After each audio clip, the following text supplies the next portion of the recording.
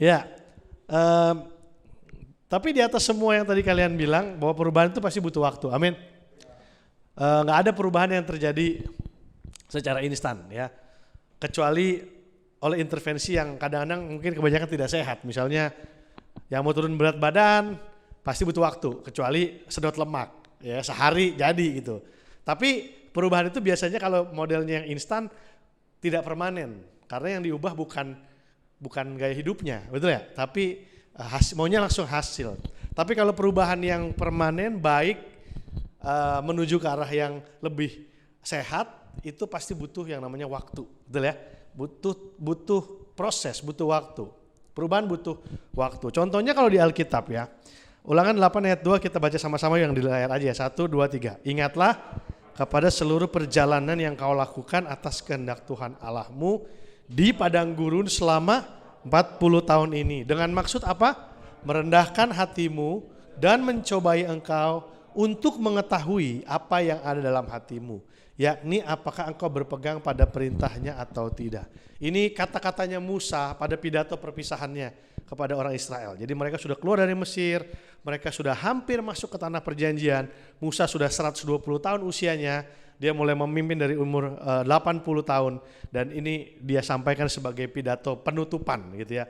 Remember, ingat kepada seluruh perjalanan yang kau lakukan atas kehendak Tuhan Allahmu di padang gurun selama berapa tahun teman-teman?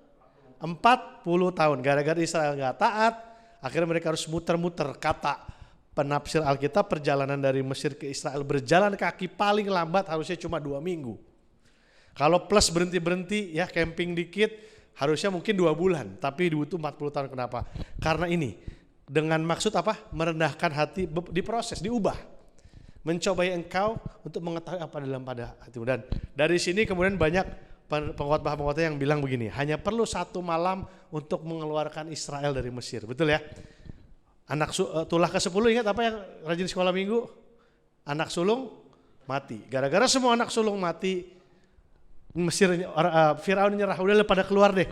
Dan malam itu juga Israel yang tadinya jadi budak selama 400 tahun dibebaskan jadi orang merdeka. Butuh waktu berapa lah? 1 malam. Untuk secara fisik mengeluarkan Israel dari Mesir. Tapi butuh 40 tahun buat Tuhan untuk mengeluarkan apa? Mesirnya itu loh. Culture-nya Mesir. Lifestyle-nya Mesir. Ya. Mindset-nya perbudakan di Mesir itu perlu 40 tahun buat Tuhan proses untuk mengeluarkannya. Jadi perubahan butuh waktu. Perubahan butuh proses. Gak peduli siapapun kita dalam hal pekerjaan, pelayanan, kerohanian, kesehatan, yang namanya change takes time. Nah, berbicara tentang waktu. Saya batuk gak apa-apa ya kita, saya udah antigen dari pagi, tenang aja. Udah antigen setiap 3 hari karena David kemarin sempat sakit, jadi kita tiap apa-apa nyolok gitu ya. Bicara tentang waktu, apa kata Alkitab tentang waktu? Ada banyak firman Tuhan tentang waktu, tapi saya pilih 1 hari ini akan kita bahas bersama-sama. Efesus 5 ayat 16 kita baca sama-sama 1, 2, 3. Dan pergunakanlah waktu yang ada karena hari-hari ini adalah jahat. Tapi yang menarik ketika saya membaca terjemahan bahasa Inggris versi The Message, kata pergunakanlah waktu yang ada itu diterjemahkan sebagai don't waste your time. Jangan buang-buang waktu. Jangan menyia-nyiakan waktu. Efesus 5 itu adalah nasihat Rasul Paulus dari ayat pertama sampai terakhir tentang bagaimana orang percaya atau gereja Tuhan harus hidup. Jadi dia masukin salah satu poinnya. Ternyata cara kita menggunakan waktu itu juga ada hubungannya dengan kerohanian kita loh. Cara kita mengelola waktu kita itu adalah mencerminkan hubungan kita sama Tuhan juga. Ini bukan masalah, time management is not a secular thing. Kita pikir pengelolaan waktu itu cuma bicara tentang pekerjaan. Enggak, ini bicara kerohanian. Tuhan melihat, Tuhan menilai, Tuhan mengevaluasi cara kita mengelola waktu kita karena time is resource yang Tuhan kasih, betul gak? Waktu itu adalah sebuah resource, sebuah investasi yang Tuhan kasih sama kita. Dan semua orang di bumi dapat waktu yang sama, betul ya? 24 jam, mau yang kaya, yang miskin, semua orang dapat 24 jam. Tapi it depends, tergantung dari cara kita masing-masing gimana kita mau menggunakan waktu kita. Dan kita bilang pergunakanlah waktu yang ada. Use the time that is there. Karena cuma itu yang kita bisa, betul gak? Kita gak bisa minta lagi sama Tuhan, minta 25 jam dong buat gue sendiri, gak bisa. Semuanya punya waktu yang sama, dan firman Tuhan bilang, don't waste your time. Nah, ini filosofinya, but now I'm going to share something practical ya. Apa aja sih yang sebenarnya telah menjadi faktor yang membuang-buang waktu ini loh. Betul gak? Kita hidup di dunia online ya, dunia digital. Dan banyak hal yang bikin buang-buang waktu, betul gak sih? Yang waste our time. Dan kita belajar beberapa daripadanya, lalu kita akan belajar gimana caranya supaya itu tidak terjadi lagi atau sedikitnya kita bisa mengurangi. Dan semua kalian pasti tahu dan pernah ngalamin semua fenomena ini. Yang pertama time waster adalah sosial media, betul gak? Sosial media adalah time waster. Apakah sosial media itu jahat? Tidak. Semua inovasi teknologi itu tidak ada yang jahat, semuanya netral. Tinggal bagaimana orang memakainya. Pisau bisa di tangan chef bisa dipakai untuk membuat hidangan-hidangan yang enak. Tapi pisau di tangan perampok bisa untuk membunuh orang, betul ya? Yang salah bukan pisaunya, tapi siapa yang menggunakannya. Dan bahkan ada di antara kita di sini yang hidup dari sosial media, ya, menjadi content creator. It's okay. Tapi kalau kita tidak berhati-hati, kita juga bisa menyia-nyiakan waktu kita loh dengan sosial media. Coba pikirkan kalau 1 jam sehari kita itu scrolling gak jelas ya, cuman sana sini tanpa tujuan. Bayangkan berarti itu ada 7 jam seminggu. Pernah kebayang gitu gak? 7 jam seminggu. 7 jam seminggu kali 28 jam sebulan yang bisa kita gunakan untuk hal yang lain, yang berinvestasi lebih baik untuk hidup kita daripada hanya sekedar scrolling. I'm not talking about kalau kita belajar ya, karena sosial media juga kita bisa pakai belajar. Di YouTube banyak video-video tentang pelajaran, tapi I'm talking about yang sambil duduk di WC, yang tadinya harus cuma 5 menit jadi 45 menit gitu ya. Semua tersenyum karena semua pernah mengalami gitu ya. Yang model-model yang baru bangun tidur belum ngapa-ngapain udah buka timeline just to see what happen out dengan teman-teman kita. Dan itu semua kita pernah bikin campaign tentang bagaimana mewaspadai bahaya sosial media. Dan kalau teman-teman ingat ada beberapa bahaya yang perlu kita waspadai. Contohnya yang satu adalah the spirit of comparison, membanding-bandingkan itu adalah pintu masuk dari mengeluh dan tidak bersyukur, ya kan? Saya sering bilang tadinya kita bersyukur bisa liburan ke Moi, tiba-tiba lihat teman-teman bisa liburan ke Bali, nggak bersyukur lagi, gitu ya cuma Moi gua, ya kan? Udah bisa liburan ke Bali, tiba-tiba lihat timeline ada yang lagi liburan ke Swiss, tambah nggak bersyukur lagi, betul ya? Kayak ya cuma ke Bali, temen gua ke Swiss. Jadi kalau kita nggak hati-hati, sosial media bisa membuang dan itu akhirnya kan take time untuk mengeluh, betul ya? Yang tadi kita udah selesai nih, sosial media udah berhenti tapi mengeluhnya masih jalan terus, mengeluhnya komplain kok hidup gue gini-gini aja ya. Pernah nggak ya? Kok orang-orang di sosial media kok semua keren-keren amat, kok hidup gue gini-gini aja ya, kerjaan gue gini-gini aja gitu. Nah itu hati-hati. Jadi sosial media adalah salah satu faktor time waster terbesar di dalam dunia online sekarang. Kita mesti hati-hati ya. Pakailah dengan bijak, bukan nggak boleh ya. Kalau saya pernah nyoba, misalnya gini, seminggu nggak buka sosmed, 2 minggu nggak buka, pernah nyoba gitu. Tapi saya temukan, buat saya ini pribadi ya, cuman sharing ya, itu nggak efektif ternyata. Karena begitu udah nggak ngelihat 2 minggu jadi nagih. Ketinggalan apa aja ya gua, terus jadilah akhirnya setelah puasanya selesai malah jadi berlebihan gitu.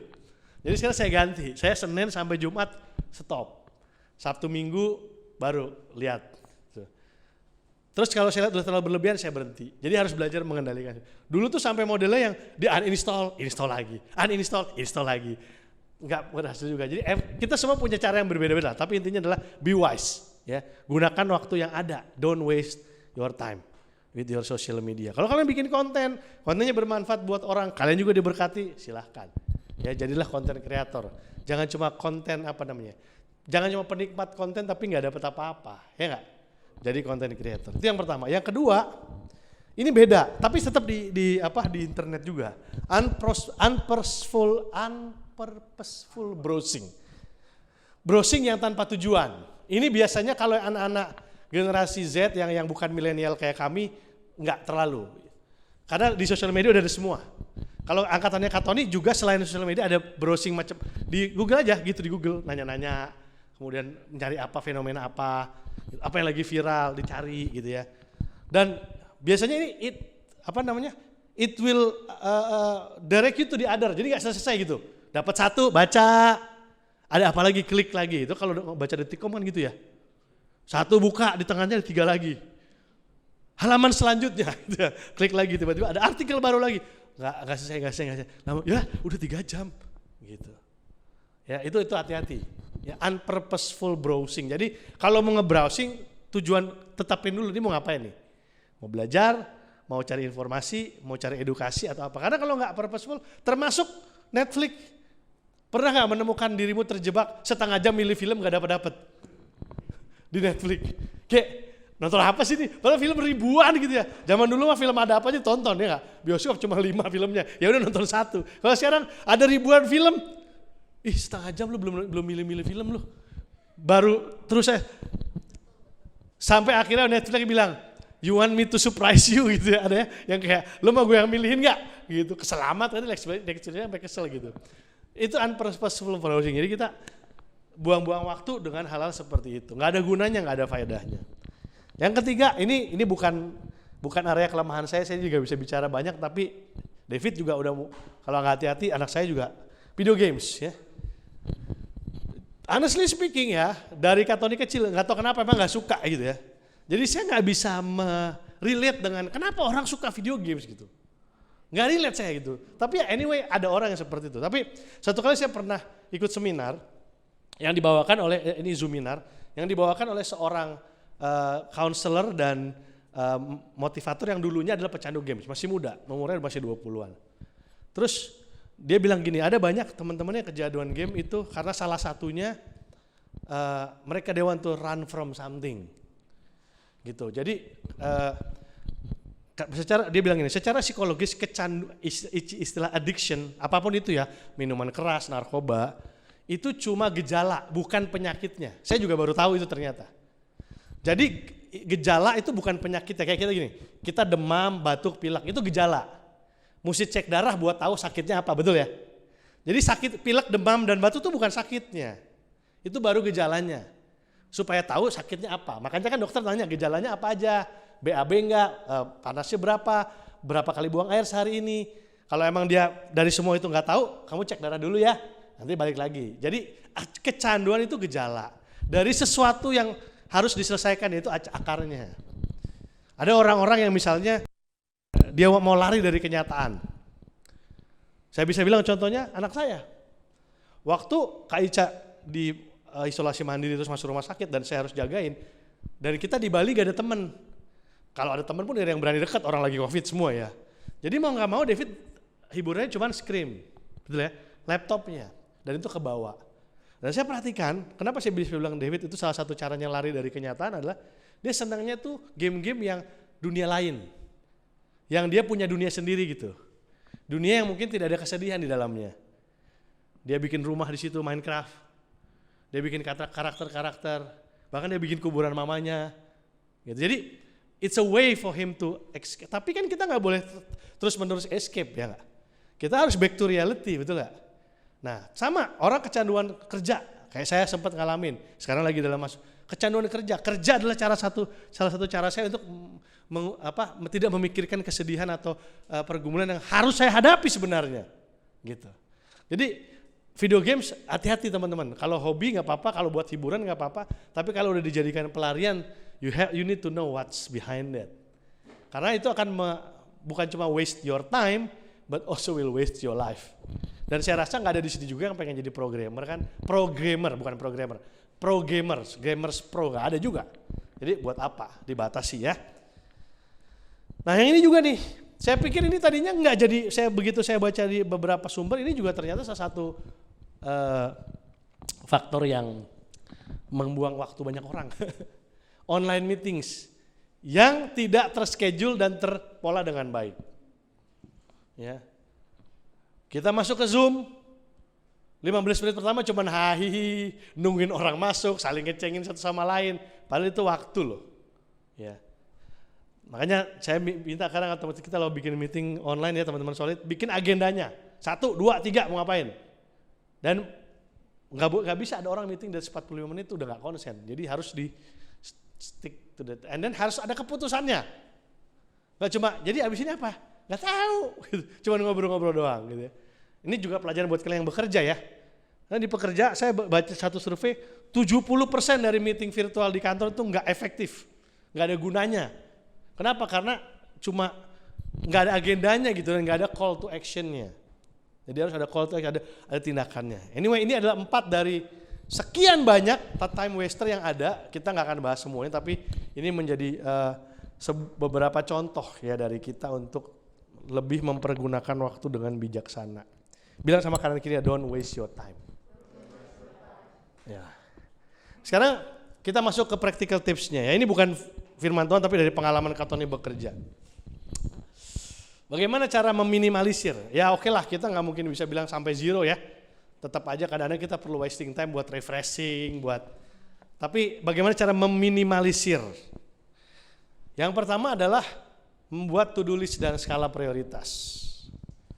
Ya. Kalau saya berani taruhan sama kalian sekarang, kalau saya suruh kalian buka apakah itu Google Drive, Google Doc, aplikasi Note, pasti banyak yang kalian udah bikin tapi nggak pernah diapa-apain. Ya, ya banyak to-do listnya 3 months ago, tapi nggak pernah diapa-apain. Nah, harus buat to-do list dan harus bikin skala prioritas. Ya, jadi jangan cuma to-do listnya doang, tapi bikin skala prioritas. Sederhananya gini. Dari kecil, dari muda Katon diajarin sama beberapa mentor rohani. Prioritas pertama Tuhan, prioritas kedua diri sendiri itu sendiri kesehatan, istirahat, makan, ya, well-being ya. Prioritas ketiga adalah kalau yang sudah punya keluarga ya keluarga, kalau yang belum punya keluarga ya keluarga inti di rumah. Baru prioritas keempat yang studi ya studi, yang bekerja ya kerja, baru 5 pelayanan. Kok 5 kah pelayanan? Iya karena pelayanan sama Tuhan beda. Kadang-kadang kita suka bolak-balik. Kita pikir kita pelayanan buat Tuhan, enggak. Kita pelayanan buat sesama. Tuhan is Tuhan. Doa pribadi kita sama Tuhan. Saat teduh kita sama Tuhan. Nah itu 5 itu waktu bikin to-do list, jadi bisa bikin kita tahu yang mana yang skala prioritas. Saat teduh setiap hari, tadi kan banyaknya yang punya impian supaya mau berdoa. Oke baca Alkitab dulu setiap pagi 10 menit, 15 menit. Baru yang kedua apa? Itu membuat kita punya skala prioritas. Termasuk juga nanti kalau itu udah terbiasa, di dalam pekerjaan pun bisa kita bisa kita breakdown mana yang prioritas, mana yang ini cuman minta tolong orang minta tolong sama kita gitu ya. Apalagi Katoni ya, ada Bible League International sebagai pekerjaan utama ya kan. Di CWS ada Solid, ada misi juga ternyata, ada sekolah minggu, lalu ada apa lagi ya? Sampai bingung saya. Ada office management buat staff CWS diperbantukan. Apalagi tuh, banyak. Nah ini mesti ngerti prioritas. Terus nanti ada Kompak yang sekarang lagi gak aktif, yang anak-anak Papua. Belum nanti David, ya kan? Dan seterusnya. Jadi harus ada to-do list dan skala prioritas. Nah yang kedua ini yang saya rasa juga menarik, baru juga saya mengerti bahwa ternyata Pak Gembala punya ini yang sama juga, mengurangi multitasking. There's no such a thing sebenarnya, ternyata begitu diteliti teori nggak ada istilah multitasking itu nggak ada. Pasti kita akan mengorbankan konsentrasi untuk yang satu supaya berkonsentrasi sama yang lain. Gitu ya. Multitasking hanya bisa kalau salah satu pekerjaannya itu sudah terimplant sebagai unconscious work. Contoh, nyetir sambil denger lagu. Karena nyetirnya udah masuk ke unconsciousness, itu udah jadi memori. Ya kan? Mau kemana, mau pulang gitu kan nggak perlu. Terus jalan pagi sambil dengerin musik atau dengerin itu masih bisa. Tapi kalau denger khotbah sambil kerja, biar multitasking nih ya, hari ini belum kebaktian online, tapi ada kerjaan. Jadi sambil kerja sambil denger khotbah. Enggak ada, itu yang ada kemampuan mendengarnya turun 50%, kemampuan bekerja turun 50%, jadi nggak ada yang beres sebenarnya, gitu. Jadi lebih baik stop kerja, nonton dari khotbah, habis itu baru kerja, itu jauh lebih. Jadi multitasking is a myth, nggak ada multitasking gitu ya. Ya, contohnya misalnya sambil masak, sambil dengerin musik, itu tergantung. Buat orang yang udah ahli banget, masaknya nggak perlu mikir, itu mungkin bisa, gitu. Tapi hati-hati dengan yang namanya multitasking, itu mencederai katanya, memori kita mencederai. Hati-hati ya, jadi jangan multitasking kerja. Nah, yang ketiga ini saya belajar dari, ini saya udah praktekin dan itu ternyata berlaku. Belajar dari Elon Musk, Elon Musk itu membagi semua pekerjaan dalam waktu 5 menit. Contohnya gini, kata duduk nih ya, lihat to do list. Oke, hari ini gue misalnya hari Kamis atau Jumat ya, ada rapat kantor, ya ini semuanya online ya, ada rapat kantor, ada A, B, C, dan D, terus ada misalnya bikin materi khotbah solid, misalnya gitu ya, salah satunya. Nah, itu 5 menit saya pakai timer. Dan saya janji 5 menit saya nggak akan ngapa-ngapain yang lain.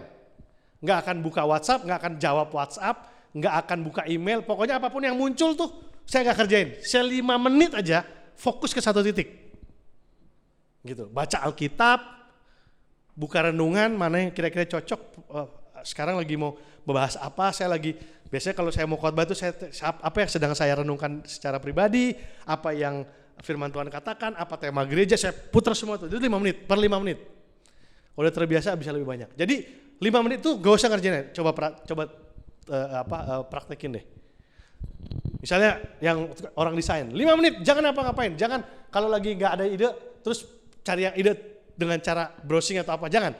5 menit stay, kalau belum 5 menit ya udah, pokoknya sampai lo bosan, sampai lo gak dapet ide, pokoknya stop di situ. Lagi ngerjain PR nih misalnya, bentok, udah diem, pokoknya jangan apa-ngapain 5 menit, kalau udah 5 menit baru. Nanti dibiasakan, sekarang bisa sampai 10-15 menit. Jangan salah lo, 15 menit bisa gak ngapa-ngapain cuman kerjaan satu hal, zaman sekarang itu susah. Betul ya?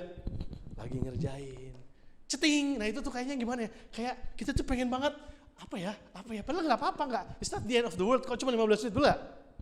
Ceting gitu kan, kalau urgent banget pasti orang telepon lah, betul gak? Kucing lo ketabrak mobil gitu misalnya kan, pasti telepon gitu kalau 3 kali gak dibalas WA-nya. Jadi kalau kita bisa 10 menit atau 5-10 menit itu time slotting, blocking. Udah pokoknya 10 menit ini gue mau ngerjain ini, udah gak ada yang lain. 10 menit udah, stay di situ. Apapun yang terjadi, stay. Jangan jawab dulu, orang nanya apa semua, stay di situ. Itu akan boost your productivity, itu akan membuat time waster efek atau impactnya lebih sedikit. Dan yang terakhir adalah melakukan evaluasi screen time. Nah ini saya pakai app-nya namanya Action Dash. Ada yang pakai nggak? Action Dash. Nih contoh ya, saya buka nih Action Dash nih. Ini evaluasi saya nih. Dia bisa bikin harian, mingguan atau bulanan. Waktu yang kita habiskan di setiap aplikasi. Nah, contoh nih. Hari ini YouTube 25 menit. Nonton khotbah Pak Budi, tenang aja, benar tuh 20 menit ya. Instagram 23 menit. Nah ini time wasting sebenarnya. Gara-gara ada yang lagi liburan di Swiss. Ya, jadi banyak tuh gambarnya. Grab 9 menit. Tadi malam saya pulang dari luar kota naik kereta dari stasiun ke rumah pesen Grab. WhatsApp baru 4 menit, mantap. Berarti lagi ini saya belum terlalu banyak. Terus udah itu doang hari ini. Tapi kalau minggu ini, coba 1 minggu nih, dari tanggal 14 hari Senin sampai hari Minggu, sampai detik ini, WhatsApp saya 6 jam saja seminggu. Tapi ini kayaknya gak kehitung yang gue pakai di website. Gak mungkin gue cuma 6 jam di WhatsApp seminggu ini ya. Ini cuma yang di handphone doang. Maps itu yang lama ya. Kemana-mana pakai Maps karena macet. YouTube ternyata minggu ini saya 5 jam 19 menit. Kebanyakan gak tuh kira-kira? Seminggu 5 jam? Enggak lah ya, aman lah ya. Terus Instagram 31 menit per minggu, BCA Mobile 30 menit. Saya Instagram 31 menit, tapi Bible cuma 29 menit minggu ini. Karena saya kadang-kadang bacanya fisik, jadi yang tercatat di aplikasi 29 menit. Apa itu 13 jam? Mobile Legend seminggu. Coba sekarang top 3 of your most used app apa aja, coba cek dulu. Minggu ini. Hah? TikTok berapa jam seminggu? Nah, kan ada di atas tuh ada tiga besarnya apa aja, ayo coba. Weekly. Action Dash tadi nama itunya. Hesti? Belum. Google apa? Google Drive. Woi. Belajar berarti belajar. Google Chrome berapa jam? Ngapain aja kamu di Google Chrome? Buka Facebooknya pakai Google Chrome ya? Pakai, kan ada small tuh, yang small tuh. Kevin apa Kevin? 3 terbesar. Kamu ada buka nggak? Nggak. Ya, jadi itu yang perlu kita perhatikan ya, supaya kita nggak wasting time banyak-banyak. Oke?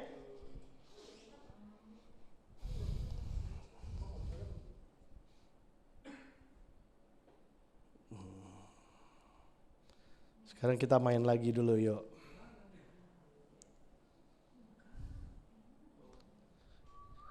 Ayo kita masuk ke Slido lagi yuk. Kita evaluasi sedikit. Saya lupa ternyata ada evaluasinya di sini. Jadi nggak usah saya tanya satu-satu. Oke.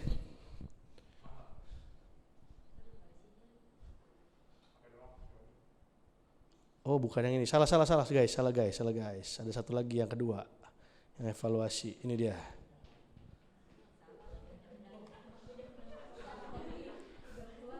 Salah. Itu yang tadi. Ini solid 2 nih harusnya. Solid 2 benar nih yang ini nih. Bentar ya. Ya.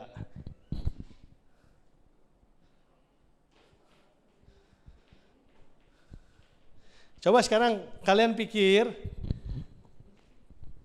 berapa banyak waktu yang bisa kamu redeem dengan mengurangi time waster misalnya. Coba dipikir deh. Tadi yang udah bilang Mobile Legend berapa? Jumlah jam mana yang bisa kamu seminggu ya, per minggu nih ngomongnya.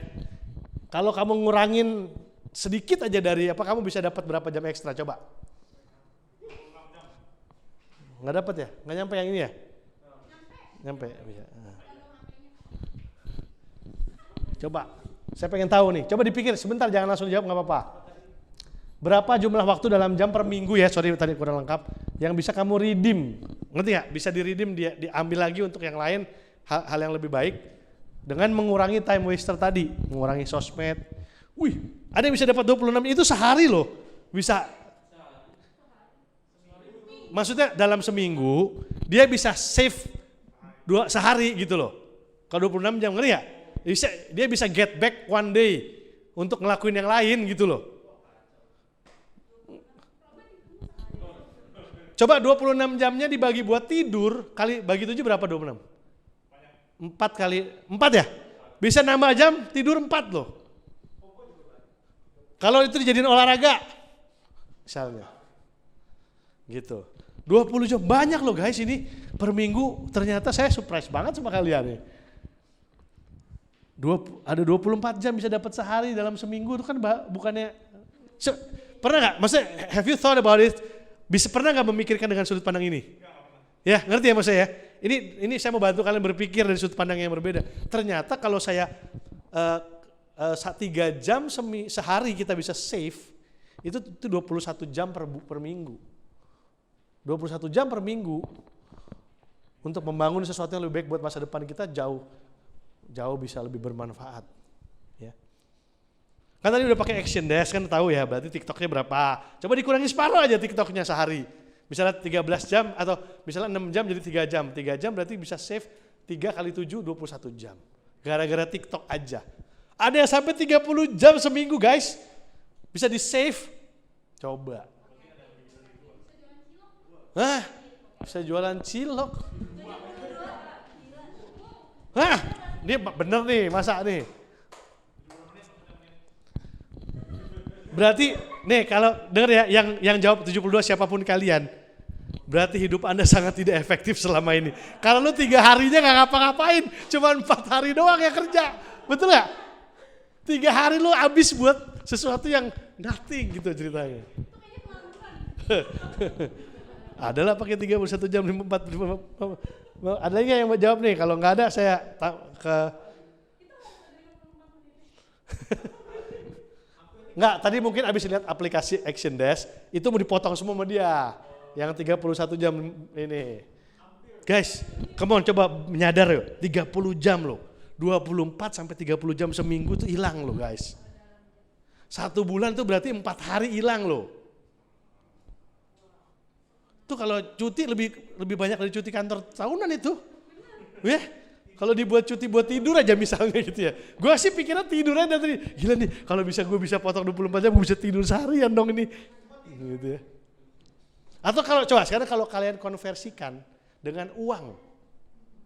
1 menit Rp1.000 aja. 1 menit Rp1.000, berarti 1 jam berapa? 60.000. 60.000. 60.000 berarti kalau 30 jam? 30 jam seminggu 1,8 hilang, bisa dapat harusnya ya, nggak tahu, potensi untuk mendapatkan pendapatan penghasilan tambahan sebesar 1,8 juta, dipotong lah ya jadi 1 juta lah ya, 1 juta seminggu, 4 juta sebulan UMR Jakarta. Tuh loh, cara mikirnya gitu ya, nggak usah kerja malah.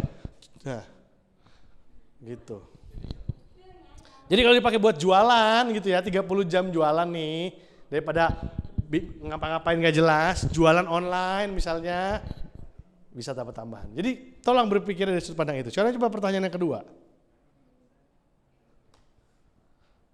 Muncul gak? What is your action plan? Ayo coba sekarang. Apa yang mau dipotong?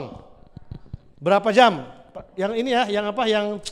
Yang spesifik ya, mau motong TikTok sehari dibatasin cuma 2 jam gitu misalnya. Lalu diganti menjadi jalan sore.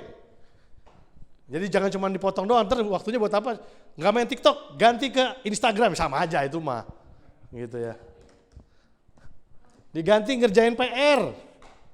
Ini masih sama tadi kayaknya. Harusnya itunya ya, kodenya. Coba ayo. Andai kata ini punya 1 jam tambahan sehari aja, aduh. Ya ganti main game. Ayo be more specific, berapa jam yang mau dikurangin, mau dijadiin apa itu? Ayo. Namanya redeem. Oh ya tadi saya lupa jelasin. Kata pergunakanlah waktu yang ada, tadi bahasa Inggrisnya don't waste your time. Tapi bahasa Yunaninya itu redeem your time. Buy back your time, ngerti gak? Berarti yang sudah di waste harusnya bisa di buyback. Nah ini sekarang prakteknya. Masih belum pada tajam-tajam nih guys. TikTok 20 menit sehari diganti tidur lebih dulu, itu bagus. Jadi tidur 20 menit lebih awal. Kurangi 10 jam per minggu ya itu ya. Jadi dengar khotbah, oke. Dengar khotbah 10 jam seminggu, 1 jam sehari. Non-aktif IG pribadi hanya buka untuk keperluan kerja, itu sebuah langkah yang sangat ekstrim tetapi saya dukung. Ya. Kurangi 1 jam per hari untuk baca Alkitab. Saya nggak yakin Anda bisa baca Alkitab 1 jam sehari langsung sekali jalan. Maksudnya itu pasti butuh proses, tapi nggak apa-apa. Kalau mau dibagi 3 pagi, siang, sore juga boleh, gitu ya. Nggak ada yang ketidur nih, ada yang tidur tadi. 3 jam main game untuk tidur tuh. Ya, don't potong waktu yang nonton YouTube. Ya. Fokus 48 sampai 50 jam per minggu untuk kerjaan. Wish. 50 jam per minggu untuk kerja ya. Ngeri. Ya. Oke. Mantap. Saya harap kita semua belajar sesuatu hari ini ya. Number 1, time is something that is God given. Ya, waktu itu Tuhan yang kasih. Dan cara kita mengelola waktu itu juga adalah salah satu aspek kerohanian kita. Dan firman Tuhan bilang untuk kita jangan waste our time, tapi kita redeem, kita buy back ya. Motoran malam dan nongkrong ya. Jadi orang ini tuh sebenarnya hidupnya ngapain aja sih? Mobile Legend, motoran, nongkrong. Saya nggak tahu orang ini siapa ya, cuman mudah-mudahan orang yang berbeda ya. Yeah.